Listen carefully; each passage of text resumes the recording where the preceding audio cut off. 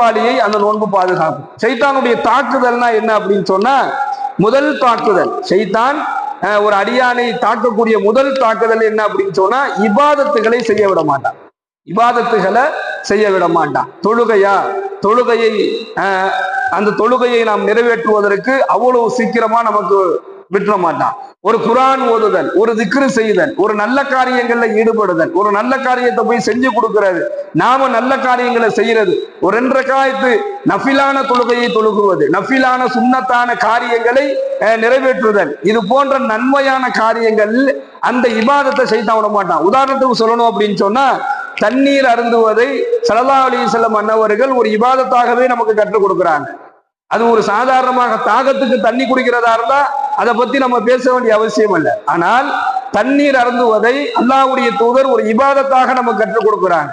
நீங்க தண்ணீர் அருந்தும் பொழுது முதல்ல என்ன செய்யுங்க, அந்த தண்ணீர் அருந்தக்கூடிய பாத்திரத்தை நீங்க பாருங்கிறாங்க. எந்த பாத்திரத்துல நீங்க தண்ணீர் அருந்த போறீங்களோ அந்த பாத்திரத்தை பாருங்க. இரண்டாவது, அந்த பாத்திரத்துல நீங்கள் தண்ணீர் அருந்தும் பொழுது நீங்கள் உட்கார்ந்த நிலையில் அந்த தண்ணீரை நீங்கள் அருந்துங்க. அந்த தண்ணீரை அருந்தும் பொழுது 3 முறை என்ன செய்யுங்க, மூச்சு வாங்கி கொள்ளுங்கள். 3 முறை மூச்சு வாங்கி கொள்ளுங்கள். இந்த நிலையில் நீங்கள் தண்ணீர் அருந்தினால் உங்களுடைய தாகம் தீரும், உங்களுடைய உடல் ஆரோக்கியமாக இருக்கும் என்பதாக நபிகள் நாயகம் ஸல்லல்லாஹு அலைஹி வஸல்லம் சொல்றாங்க. ஆனா இது இபாதத். தாகம் வந்தா தண்ணி குடிக்கிறது இயற்கை, அது ஒரு மனிதனுடைய தாகத்திற்காக வேண்டி. அந்த தாகத்திற்கு அந்த தண்ணீர் அருந்துவதை கூட இபாதத்தாக அல்லாஹ்வுடைய தூதர் சொல்லி கொடுக்குறாங்க.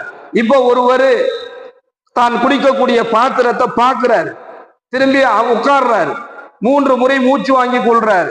இந்த நிலையில் அவர் தண்ணீர் அருந்துறாரு அப்படின்னு சொன்னா அவருடைய தாகத்தையும் அல்லாஹ் தீர்த்துறான், அவருக்கு ஆரோக்கியம் கிடைக்குது.